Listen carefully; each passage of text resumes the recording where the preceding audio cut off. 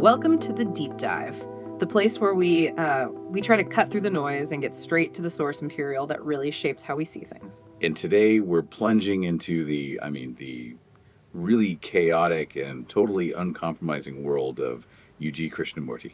The man they call the ultimate anti-guru. And that's not an exaggeration. He wasn't here to guide you on your quest. He was here to tell you the quest itself was, well, a complete waste of time. Right. His whole mission, if you can even call it that, was, in his own words, to clear away the muck spewed forth in the name of God, religion, enlightenment, and related matters. This wasn't some gentle critique. It was a full-on demolition job. And our guide for this deep dive is a really special source. It's a book called The Sage and the Housewife by Shanta Kelker. It's not a biography, it's her diary. Her notes on these incredibly intense, often brutal encounters she had with UG starting back in 1980. So we're getting a ground level view, a really intimate look at a man who just refused to be put on a pedestal. Let's talk about Shanta Kelker for a second, because she's our witness here. She was, you could say, the perfect spiritual seeker. Convent educated from a Brahmanical background and just completely absorbed by the mysteries of life. She spent years on this, what she called an arduous adventure on the so-called spiritual path. Immersed in it. Yeah. Listening to sannyasins, acharyas, all the big names. But it didn't bring her peace. It just led to more frustration, more confusion. She was basically at the end of her rope when she met Yuji. And their very first conversation, it just sets the stage for everything that follows. She comes to him looking for a tool, a technique. She asks him this beautiful, classic spiritual question. Are there any boots to walk on thorns? It's perfect, right? How do I protect myself from the pain of life? That's what she's really asking. She wants the special philosophical footwear. She's expecting a teaching. And Yuji's reply is just so direct, so Yuji. He doesn't offer boots. He just denies the premise completely. He says there are no thorns. Which, for a seeker like Kelker, is just impossible to accept. She pushes back. She says the thorns are very much there for me. She's talking about her anxiety, her suffering. And that's when Yuji delivers the final line, the one that sort of underpins everything. He just says, stop looking for roses and there will be no thorns. Wow. That's it in a nutshell, isn't it? He's saying the demand for perfection, for the ideal, for the rose, is what makes you experience the thorn. He had, as you said, no boots for sale and absolutely nothing to offer. And for her, that was it. That refusal to play the guru game was what made him so fascinating. It completely turned her perspective inside out. He forced her to look at the looking, not at the path. So let's get into that. Let's really unpack how he just systematically dismantles everything she'd spent decades building. This is our first section, dismantling the spiritual search. And it's so important to remember, she wasn't a novice. She was sophisticated. She thought she'd actually found the final answer in the teachings of Nisargadatta Maharaj. Oh, from the book I Am That, a huge figure in non-duality. His whole teaching is about resting in that basic awareness of I am. Exactly. And she thought she'd arrived. She believed that just being was enough, that she'd gone beyond effort. For many, that's the end of the road. That's enlightenment. But not for Yuji. Not even close. He just immediately annihilated it. He told her that her so-called being was nothing but knowledge. Just another idea, another concept from a book that she was applying to herself. So even the highest spiritual attainment is just another thought construct. Nothing is safe. He wouldn't let any of it stand. It's all just memory. Okay, so if just being is out, what about the classic goal of controlling the mind? The whole basis of meditation and mindfulness. Bogus. That was his word for it. Utterly bogus. He said his finding was that there is no central thing called the mind. There is no mind, nothing there to control. So trying to control your thoughts is like trying to grab smoke. The very act of trying creates the illusion that there's a you who can do the controlling. Exactly. Yeah. It just feeds the delusion. It strengthens the ego you're supposedly trying to transcend. This is just devastating for a seeker. So what about intellectual pursuit? Reading the great texts, studying philosophy. Surely that helps. She asked him that directly. Can reading and trying to understand all this stuff help me?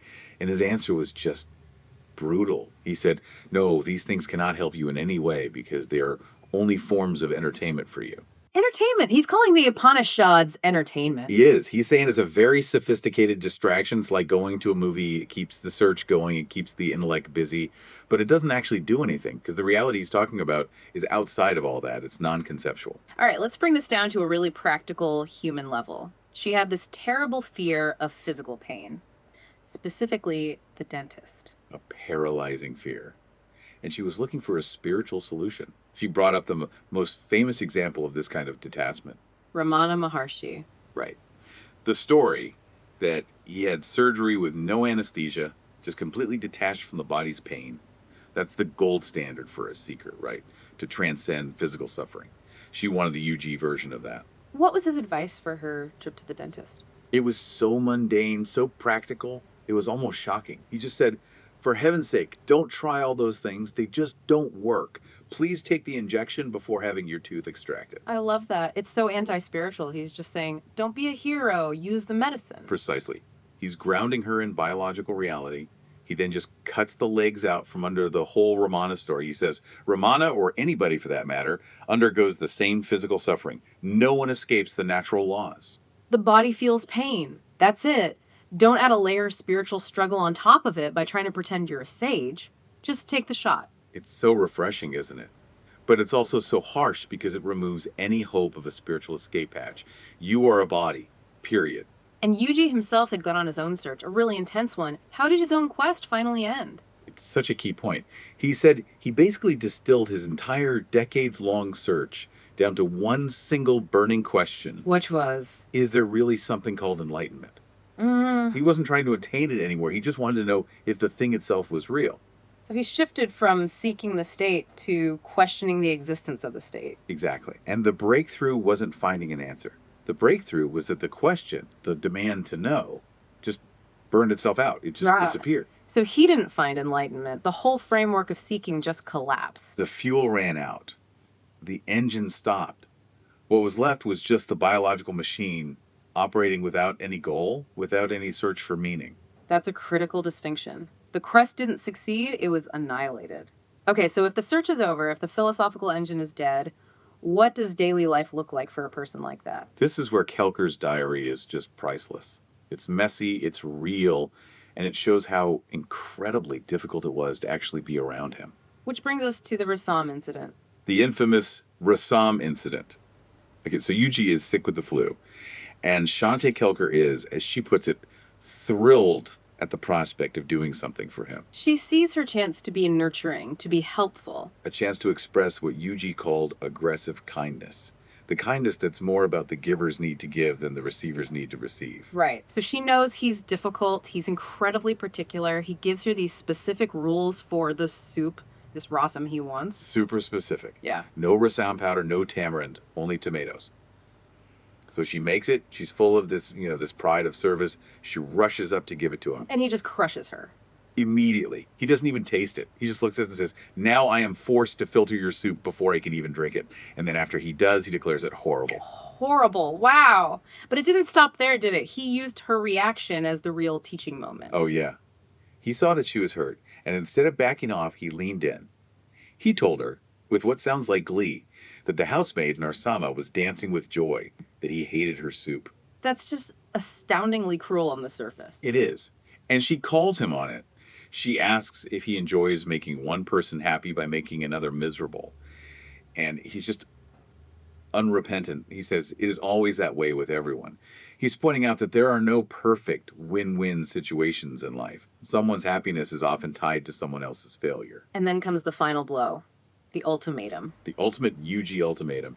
He says, if you feel very hurt just because I didn't like your rasam, which is an idiotic triviality, then you and your precious rasam can just get out. He's basically saying, if you can't handle your emotional reaction to something this small, you can't be here. It's a staggering commitment to avoiding emotional entanglement. He's constantly pruning any shoots of dependency or sentimentality. He told her you have to be ready to throw out the bathwater, the bathtub, and the baby. So if he's not thinking about God or enlightenment, and he's not building relationships in a normal way, what does he do all day? What does the life of this machine look like? It's all about the ordinary. But it's driven by this constant physical energy, a moving restlessness. He said as a kid, he never walked, he always ran. And that never left him. He was always flitting around the world, from India to Switzerland to the US. And his morning routine wasn't meditation, it was checking the stock market. Not even the whole market. He'd read the Economic Times specifically to track the American dollar exchange rate. He'd say his fortunes rise and fall with the dollar. He was completely pragmatic about money. It was the fuel the machine needed to keep moving. And this focus on the mundane extended to his living space, right? Totally. He said since he doesn't think about God or the meaning of life, all that's left are the ordinary things. So he'd constantly rearrange the furniture, move a sofa out to the balcony, shift a plant. It wasn't about aesthetics. It was just the organism interacting with its immediate physical environment because all the big questions were gone. His way of speaking even reflected this. Kelker mentions how contradictory he was. Constantly. And he had a very technical explanation for it. He said, my first sentence is negated by the second sentence, and the next sentence negates the second. So trying to build a consistent philosophy of UG is a fool's errand from the start. It is. He told people they had to listen in disconnected frames. He wasn't building an argument, he was just responding to the stimulus of the moment. And the next moment required a totally different, maybe even opposite, response. This constant pulling the rug out from under people, Kelker herself would get so fed up she'd vow never to see him again. And she'd always come back. At one point, she tells him, in a moment of vulnerability, I like you. And his response is just ice cold. But I don't like you. And she realized it was a pattern. A very deliberate one. She noticed that it was always when she felt most comfortable, most at ease, that he would hit her with something to impress upon her the uselessness and hopelessness of it all. He was actively preventing her from getting comfortable, from building an attachment. He was destroying the crush the moment she started to lean on it. Every single time. Okay, so that's how he operated on a personal level. How did this translate when he looked at broader society, at institutions? He was just as ruthless, if not more so, especially with the wealthy, who came to him for some kind of spiritual validation. Right, there's the story of the rich visitors discussing education. Yes, they're talking about donations and capitation fees. Yeah. And he just cuts them off. He tells them, I am not impressed with the rich who sit and talk, doing nothing. He basically shamed them publicly, saying, if you're that wealthy, go start a school, don't just talk about it. He demanded action, not just virtuous conversation. And he had a very different view of money than most gurus. Oh, completely. He had these favorite slogans. One was, money is the only God. Another was, money should never stay idle. He saw it as pure, raw power, a tool, not something to be renounced. He said everyone is interested in it, from the rich man to the baby in the womb. This pragmatism extended to his definition of compassion, which is just shocking. It is. Someone asked him why we shouldn't trust a compassionate man, and his answer was purely economic. He said a compassionate man is just giving back what's already due. What does that mean, what's due? He argued that the man has no right to have more than anyone else in the first place. So when he gives away his excess, it's not from a place of love or altruism, it's because he's driven only by guilt. He's just settling a debt that his own conscience has imposed on him. So charity is just a performance to alleviate guilt. Wow. And he applied that same cold logic to the spiritual establishment. He despised it. He basically called God, men, and avatars cheap magicians. And not even good ones. Right. He'd say magicians in the U.S. can make jumbo jets disappear, and these guys in India are just producing a bit of ash or a trinket. He was critiquing them on scale and production value. He also said that if their miracles were real, they should be subject to scientific proof. Exactly.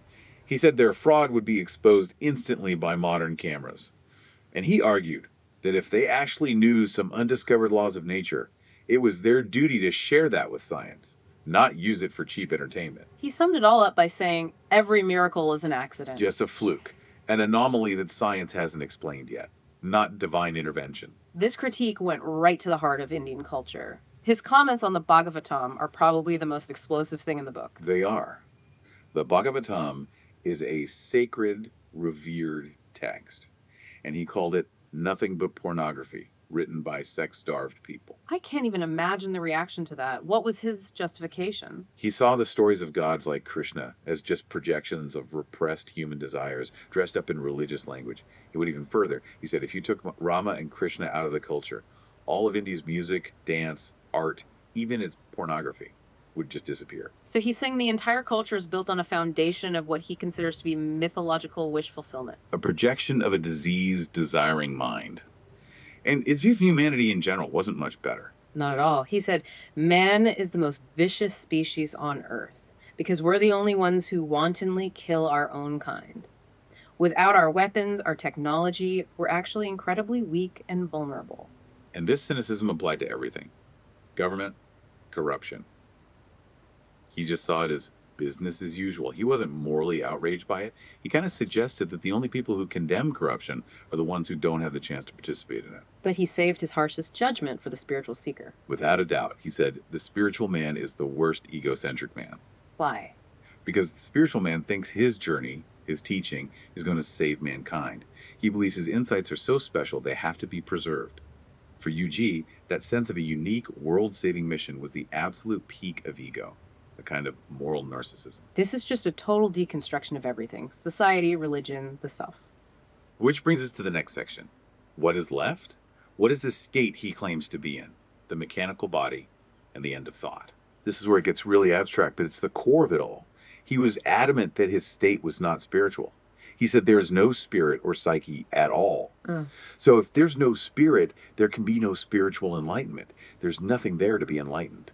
So what are we then, if not a spirit or a psyche? We are a computer, a biological machine. He said man is nothing but memory, and we function exactly like computers. Everything we are, our personality, our beliefs, our reactions, it's all just information that's been put into us from the outside. And our sense of self, of free will, is just a glitch in the software. It's the machine resisting its own nature. Yes. The resistance to that mechanical reality is what creates the entire spiritual problem in the first place. The machine runs fine until a thought pops up that says, why am I running? Or, what's my purpose? And he had this really radical take on thought itself. He said thought itself is action. That's a huge one. Yeah. We tend to think of thought as something that happens before an action. For him, they were the same thing. A thought is a material event in the brain. It is a physical action. And if that kind of action isn't present, our behavior would change in ways that are, frankly, terrifying to our social conditioning. Which leads to maybe the most shocking thing he ever said. He used this extreme example to show how powerful thought is in controlling our biology. Right. He said, if thought is not there, you would not hesitate to sleep with your mother, sister, or daughter. Okay, we have to be really clear here. He is absolutely not advocating for this. Not at all. It's a purely technical illustration.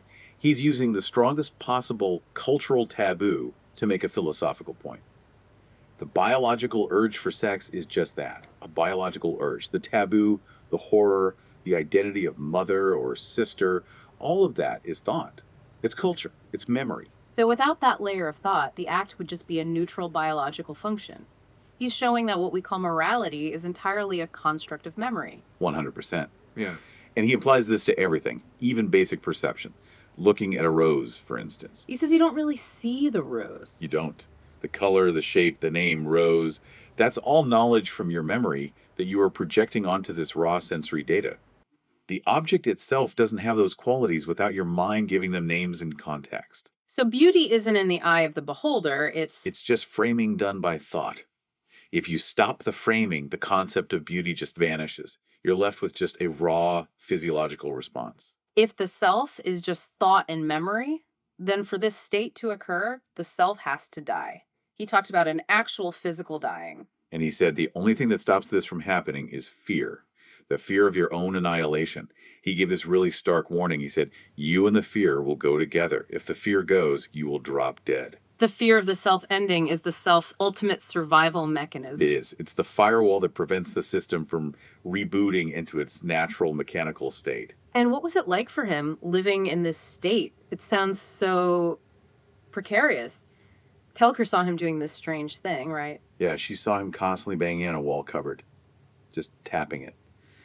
And she finally asked him why. He said, just to see if I am there. I can't feel my body. That is just mind-blowing. He's reached this supposed natural state, but he's so disconnected from his own physical narrative that he needs to bang on something to confirm his own existence in space. It shows that what we call our sense of self is really a continuous narrative of thought. When that narrative is broken, you're just left with these disconnected moments. The bang on the cupboard is like a ping to the server. Mhm. Are you there? Yes, physical object detected. The paradox is incredible. So, given that he's operating as this walking computer, how on earth did he manage personal relationships? Let's get into that. This is where it gets really fascinating because his actions often seem to contradict his philosophy. He claimed not to have sentiment, but he had this close-knit group, the Pornicuti gang, and he clearly cared for them in his own way. Let's start with Valentine, his longtime Swiss companion. She was getting older, losing her memory. How did he see that? He was very concerned for her, but his focus was so specific. Kelker saw him watching Valentine as she struggled just to take her socks off. And Yuji said, "See, that's the intelligence I'm talking about." So he didn't see it as a sad decline. He saw the organism, the body, intelligently trying to solve a physical problem. Exactly. He stripped away all the emotional baggage and just saw pure, functioning biological intelligence at work. Then there's the most bizarre friendship of all, Brahmachariji, the scholar. A total enigma. This guy was a renowned Sanskrit scholar, and he disagreed with every single word Yuji said. And yet they were friends for over 20 years. Why would the anti-guru keep someone around who is his complete philosophical opposite? Yuji gave a very pragmatic reason.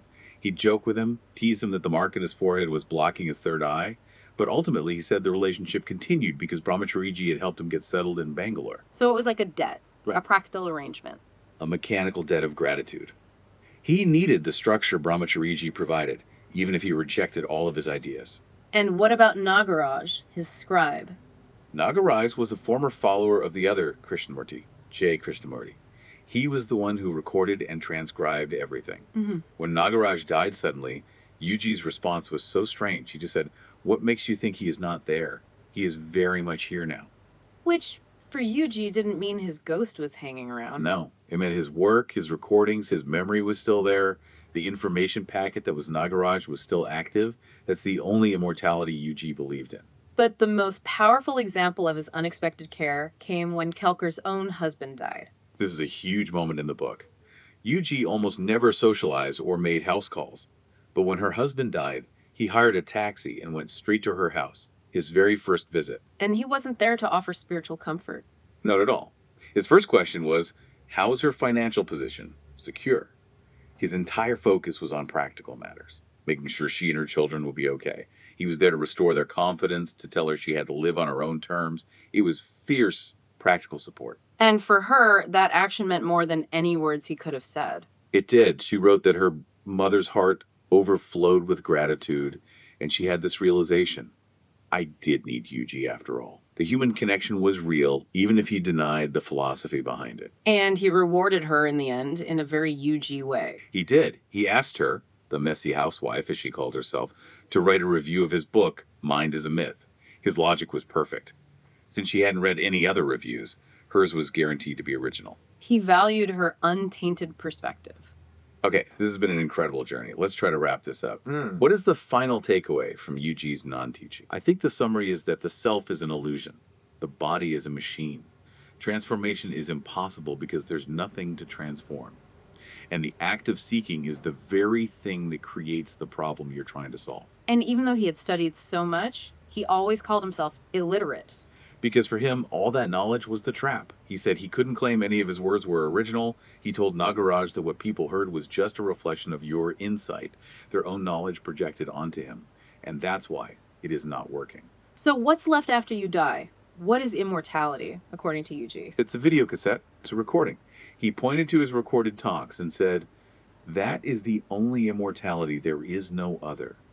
It's the information that remains after the hardware fails." He was apparently so tired of people coming to him for answers he didn't have. He was. He joked that the only way to get them to stop would be to either hang myself along with these bats there or talk to the trees.